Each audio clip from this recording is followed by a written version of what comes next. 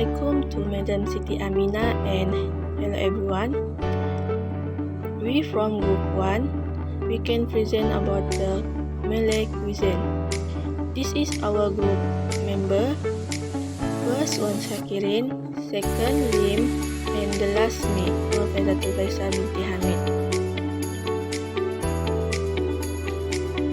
The next is table of contents. So I can pass the first presenter to present about introduction of the cuisine and dish. A very good morning to Madam Amina. Today our group is going to present about Malay cuisine. So let us just start with our introductions of some of the famous Malay cuisines and dishes in Malaysia. First and foremost is the nasi lemak. Nasi lemak is a Malay meal that comprises of aromatic rice cooked in coconut milk and pandan leaf. It's popular in Malaysia, but it is considered the national dish. It is also a traditional dish in our neighboring country with a large Malay population, such as Singapore, Brunei, and also southern Thailand.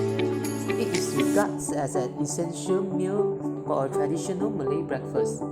Most of the country tourism brochure and promotional material showcase nasi lemak as a national dish. Beside is the nasi kerabu. Nasi kerabu is also a Malaysian rice dish, similar to nasi ulam, in which blue color rice is served with dry fish or fried chicken, cracker, pickles, and salad. The blue hues of the rice derive from the butterfly pea flowers, which are utilized in cooking as a natural food color. The rice can also be made using ordinary white rice or turmeric rice. It is frequently served with solok lada and also the fried kerapok.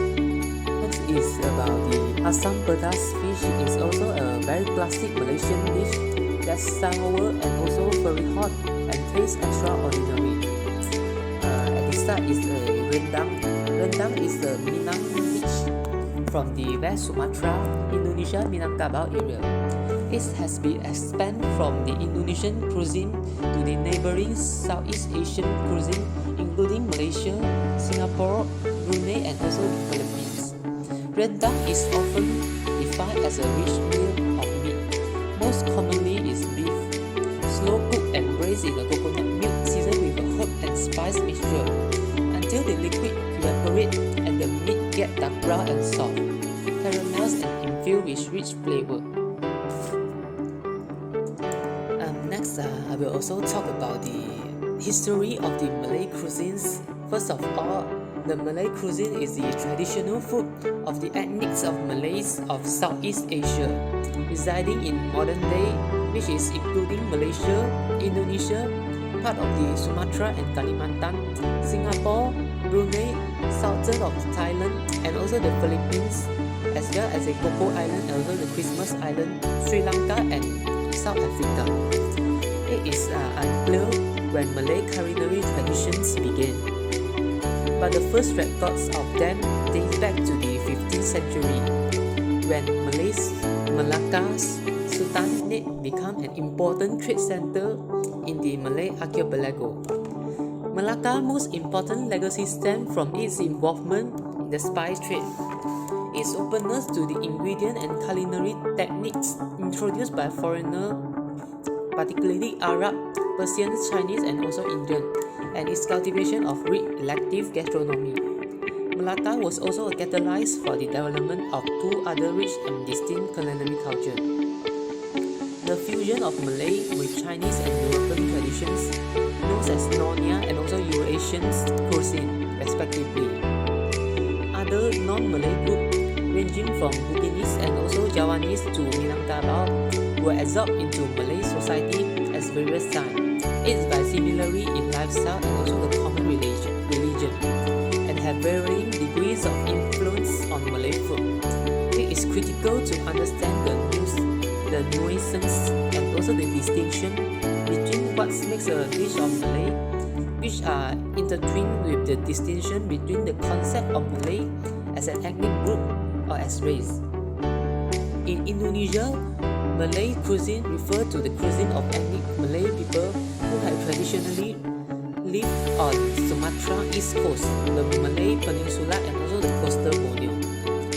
So this side is about the history of the Asam Pedas, the nasi lemak, and also the nasi kerabu and the rendang. That's all of my part. I will pass to the next presenter. Thank you. Hi everybody, my name is Wan Syakirin bin Wan Muhammad, metric number 275825. So now is my part to explain the topography of the country. Malaysia is situated in the heart of Southeast Asia, surrounded with South China Sea and Strait of Malacca. The neighbors of Malaysia including Brunei, Singapore, Thailand and Indonesia. Meanwhile, Malaysia weather is hot, rainy and humid throughout the year. Average temperature for all the year is around 20 degrees Celsius to 30 degrees Celsius. Finally, Malaysia climate zone is tropics. High humidity and hot temperatures make the weather in Malaysia at times pleasant but also tropical humid. Average humidity is around 75% to 95% throughout of the year. The prominent food ingredients and flavoring that always been used in Malay cuisine. First, daun kunyit or turmeric leaf. Turmeric leaf are extensively used in Indian, Thai and Malaysian cooking as well. Turmeric leaf are commonly used in curries or masak lemak cili api. They are also used as a wrapper for steamed or grilled dishes. Turmeric leaf can also be ground or crushed to make a paste and then fried to be used in dishes such as beef or chicken rendang, which is a dry curry meat dish. Turmeric leaf have a natural aroma when fresh, and once they are cut, pounded and chewed, they release a distinctive tart flavor with notes of grass and mint. When cooked, turmeric leaf impart a floral, pungent and gingery flavor with slightly bitter undertones. Some of benefits of turmeric leaf including boost digestion, strong anti-inflammatory properties, beauty benefits, antiseptic properties. Second is bunga kantan, others name is torch ginger flower. The aroma and flavor of the ginger flower are like a cross between a Vietnamese mint and lemongrass. The flower is quite waxy from the outside. However, when you cut the flower in half, that is where the aroma and fragrance of the torch ginger filters through. The torch ginger flower buds has natural antibacterial agent. It has high fiber content. Bunga kantan can protect you against various diseases and reduce blood cholesterol level, hypertension, heart disease risk, and constipation.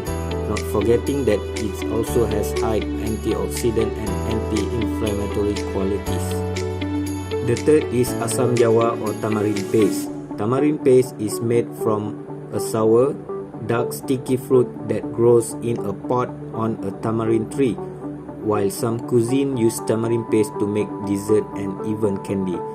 The dark reddish brown fruit is removed from the pods and must be separated from the seeds to become a ready-to-use cooking paste. You can make it yourself or buy it pre-made, but it is not expensive and it keeps for an extensive amount of time. Lastly is kerisik, or as known as toasted pound desiccated coconut. The best kerisik use freshly grated coconut, which is carefully toasted over low heat until it reaches the ideal golden brown shade. The toasted coconut is then pounded until the natural oil is released. This results in a shiny oil brown paste, which is referred to as kerisik. Sounds simple, but it can be quite tedious due to the pounding. So I can present about cooking method of cuisine. First is stir frying, grilling, steaming, frying, and the last boiling. The next different region of the country or cuisine. The first is East region. East region like Pahang, Terengganu, and Kelantan. For example, the famous food is gulai tempoyak ikan patin from Pahang, nasi dagang from Terengganu, and nasi kerabu from Kelantan. For the North region, Kedah, Perlis, Pulau Pinang, and Perak. The famous food from the country: first, laksa Kedah from Kedah, Binggi or Imping from Perlis, nasi kandar from Pulau Pinang, and the last rendang tok from Perak. The fourth food is the famous in the country. The next is Central region. Selangor and Negeri Sembilan. Selangor, the famous food is pejal, and Negeri Sembilan, the famous food is tempoyak daun kayu. The last Southern region, Johor and Melaka. The food famous from Johor is mi bandung, and in Melaka is asam pedas. Last but not least, the contents is general characteristics. The Malay cuisine to be characterized by its flavor, ingredients, texture, influence, and way to consume. So the first is flavor. Malay food is strong with sweet, sour, spicy, and aromatic. So the ingredients is spices, for example, fennel, cumin, and stick. For the herb, lemongrass, garlic, and other. For the flavors, sour is one of the 5 basic texture and tasting. Sour indicates the presence of acid in food, while sourness can be a warning sign of spoiled or rotten food. Many sour foods are perfectly safe and healthy to eat.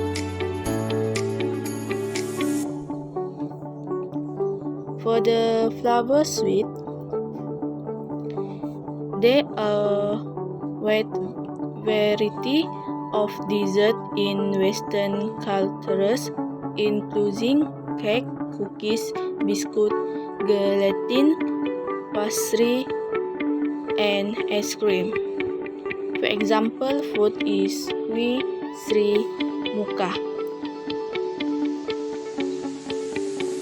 So the next way to enjoy the cuisine. Malay cuisine the best consumed with the right hand and by use spoon, a mouth of any dish. However, some cuisine requires dinner to use the utensil which a spoon and fork, especially cuisine with soup base. It is example for the by hand and with utensils. Last but not least is texture. Malay cuisine comprises of these textures. These textures can be obtained from certain ingredients and the right method of cooking. For example, creamy, crispy, and tender. like the picture, creamy like chicken butter. This chicken crispy, and the last is rendang. Okay, that's all for me and our group. Thank you.